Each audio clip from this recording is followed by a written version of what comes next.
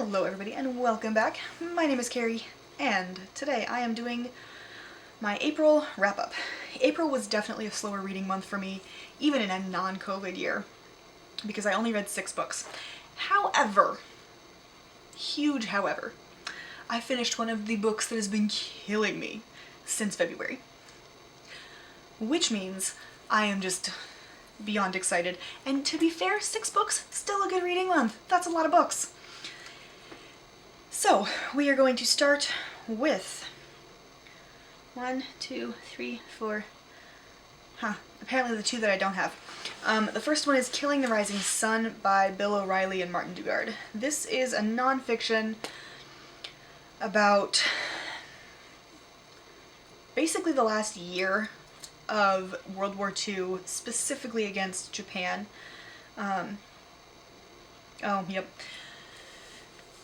And what the States did to defeat Japan. I gave it 2.5 stars.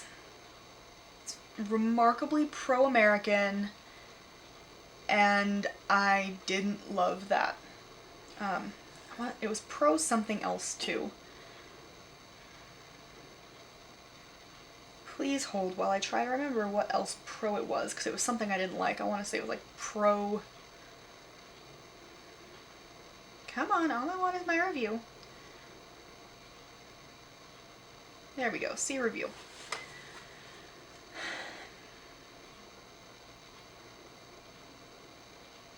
Yeah, pro-America and pro-military, which I don't love because I am definitely not a pro-military person. I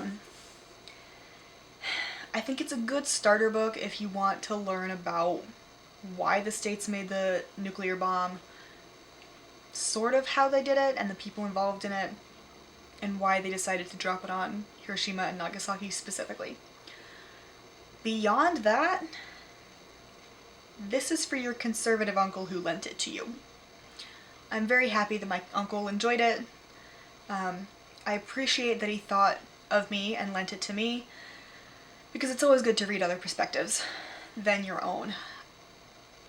It just was not super enjoyable to me because it was very obviously, we should have dropped the nuclear bomb, so we did good. And honestly, the fact that there's enough of a gray area even 75 years later to argue whether we should indicates to me we probably shouldn't have, for multiple reasons, which I won't get into here, but there was that. I also didn't love the fact that Bill O'Reilly felt the need to insert his, grandfather, great-grandfather, his relative in it. Like, oh yeah, this one guy named O'Reilly, nudge nudge wink wink, was also there. And at the end of it he goes, basically tells you his relative's story in 2 pages. Nobody in the world needed that. I don't care. If you want to tell your relative's story, then tell your relative's story. You don't stick your relative into a story about the nuclear bomb. Pet peeve, I know, not everybody agrees with me, I don't care. So that was that one. The other one that I read that I don't have is Midwives by Chris Bajalian. Bajalian? I gave this one a 3.5, not a 3.5, I gave it a 3.25 because on Storygraph you can do that. It's amazing. If you haven't switched to Storygraph yet, do that. This was about a woman in the 70s, 80s, who practices as a midwife, doesn't require a medical license or anything like that, and it's up in Vermont, the United States Northeast, so like Maine, that little part up by New York, it's up there.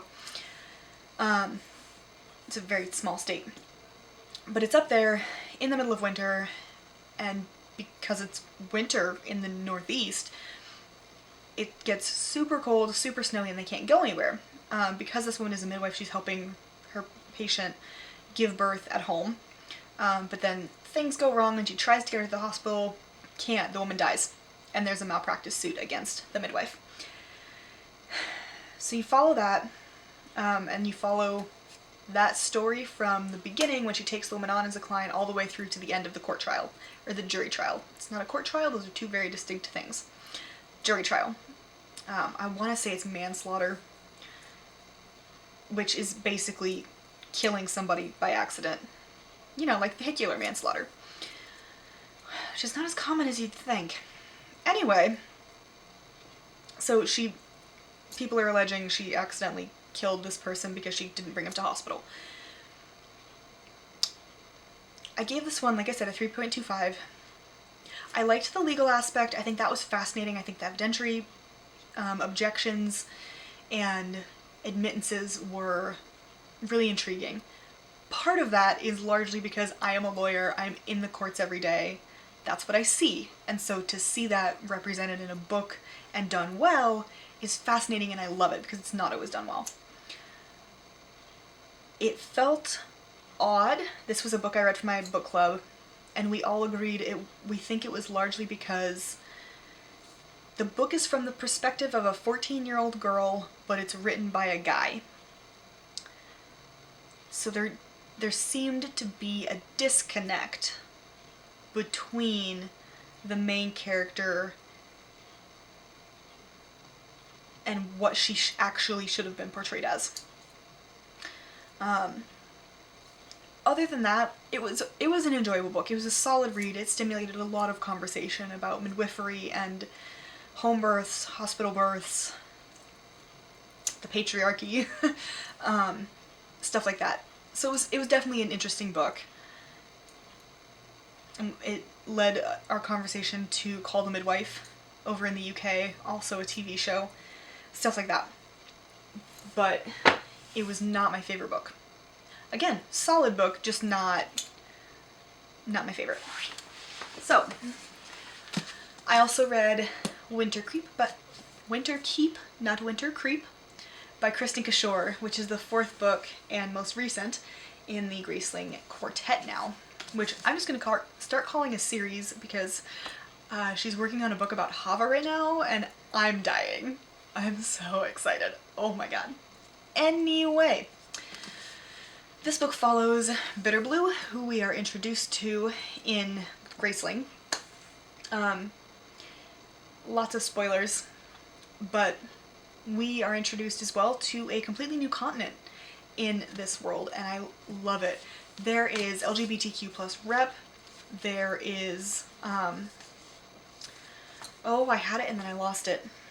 There we go, sex positive. There is sex positive rep.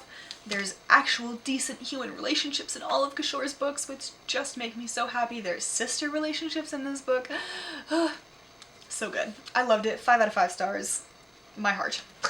Toward the end of the month, I read The City of the Plague God by Sarwat Chadha.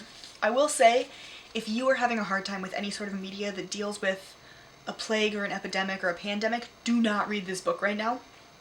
Just don't do it. This book I gave a 4. I think, yeah. I gave it 4 stars. I thoroughly enjoyed it. It is a fantastic book. It's middle grade. Obviously Rick Riordan presents. But it is about a young boy, I don't know why I can never remember their names. Sikander Aziz, also known as Sik, whose family is from Iran, and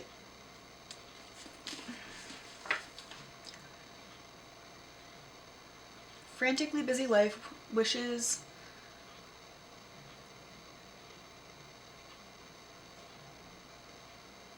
anyway, this young boy's brother, who he idolized, is gone. His parents are immigrants from Iran. They run a deli down in New York. Manhattan. Close enough. Don't come for me. And one night he comes into contact with the Mesopotamian god of plague. The god thinks he has something, and the kid doesn't know what he's supposed to have that the god wants. So he basically runs around while the plague god spreads the plague. I mean, not the black plague, just a plague, just a general death-inducing plague across all of Manhattan. It affects buildings, plants, everything. And the kid obviously comes across other gods, goddesses, demigods, that kind of stuff, who can help him save the day. I thoroughly enjoyed it. I learned a lot about Mesopotamian mythology. I'd read Gilgamesh in high school. It was about my extent of knowledge on that, so I loved learning more. I think it was brilliantly done. Again, it's not going to be a life-changing book. Probably not a favorite, and that most likely has more to do with the timing of reading it than anything. Because going back to my point about if you are triggered at all by any social media talking about plagues, don't read this book. It was hard to remember it was a book sometimes. Because, and not in the way of, oh, this is fantastic, I'm, so in the book that I'm out of body experience type of thing, but in the way of, oh yeah, I have to remember to wear a mask, and you feel your heart beating faster when you remember that people are dying of COVID, and you have to wear a mask and wash your hands, and you need to get vaccinated, and, all that kind of stuff. And that was, I won't say fully triggering for me, because it wasn't in any capacity triggering for me. It was just more of that, it felt more like I don't know how to explain it. But basically, it felt like real life as opposed to a book. There we go, that's what I meant. Once you could get out of the plague aspect, and there's not a ton in here about wearing masks and that kind of stuff. Once you get into the more mythological aspect of it, it's fantastic, phenomenal, highly recommend. So that's probably more so based on the fact that we are in a large pandemic at the moment that nobody saw coming, but here we are. Alright, then I also read The Camelot Betrayal by Kiersten White. This is the second in the Camelot Rising series. It is a retelling of the Arthurian saga, in case you couldn't tell by the fact that the Guinevere Deception is the first one and the Camelot Betrayal is the second. Can't say a lot because spoilers, but basically in the first one, Guinevere is sent to Camelot to protect Arthur. Magic is outlawed, Merlin is disappeared, Lancelot is introduced within the first couple of books.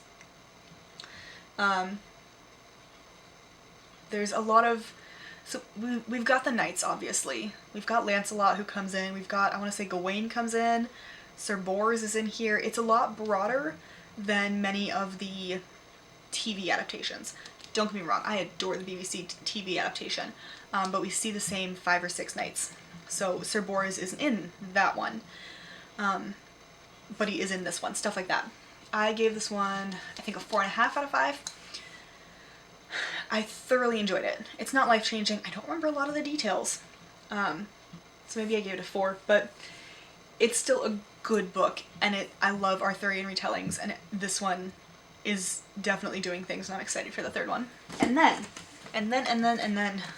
I finally finished this behemoth of a book called Truman by David McCullough. This is 992 pages, as I may or may not mention every time I talk about this book for the rest of my life. It is a biography of Truman, in case you couldn't figure that out, so nonfiction. And you could kill a man with this. You could just whack across the head and this thing would knock them out. Probably not as well as my law books, because those things are hardcover, and if you want a good murder book, you definitely go for constitutional law, because those fuckers are thick. Although, to be fair, this can definitely give it a run for their money. Anyway, I finally finished this thing. I gave it 4 stars. It's very well written. It covers his entire life. And for someone who we are not really taught about, and whose basically only important thing he did was to drop the nuclear bombs, there's a lot to say about him, apparently. He did start a library when he retired. He and his wife got along. They only had 1 kid, which surprised me. His wife didn't really like the White House. She didn't live in the White House. Which does make me question how many wives actually lived in the White House with their husbands, like before modern times, because I don't know who I was talking about.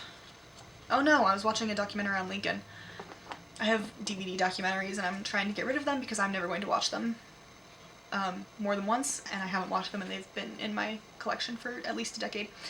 Anyway, Mary Todd apparently didn't reside in the White House for a while either. It intrigues me, and yes, I'm going to continue doing this weird thing with my fingers at the moment because it's such a floppy book, and about right now this is all I care to do with it. Anyway, it was a good book. There's a lot of information. It is super dense and definitely slow going, which is part of why it took me a month and a half to get through this thing. Again, the only really important thing he actually did was to drop the bombs, and it is an important decision in history whether he decided to drop them or not. Whether it's a good thing is debatable, it depends on your morals, and depends on if you're 95 years old or 7, or anywhere in between, and what information you have. I don't know. I don't know my opinion on Truman. I'm sort of indifferent at the moment, and I can't decide if it's because he's just sort of an indifference-inducing guy, or if because reading 992 fucking pages about a guy will make you indifferent. But either way, I read about Truman. He was a president of the United States. Seemed like a nice enough guy. From Missouri, also known as the Show Me State. Dropped the nuclear bombs. Came after Franklin Delano Roosevelt in 44. Apparently went non-stop. A bit like Hamilton, except he didn't write that much. And he didn't duel because that wasn't a thing in the 1950s and 60s. I want to say he died in like the 80s. He died at the age of 96 or something. I'm being ridiculous, but he lived 88 years old. Okay, so I was close. He was old. But yeah, that was this chunky monkey that nearly killed me, I'm pretty sure. However, I used Abby from Abby of Pelennar's technique and split it up into chapters and half chapters because each chapter was 60 pages long. And then I would just read one of those, and that helped me get through it. I read Truman. Finally. Yay! And that's part of why I only got through 6 books this month. Anyway, that's all the books I read. Let me know what you think down in the comments below, and I will see you in my next video. Bye!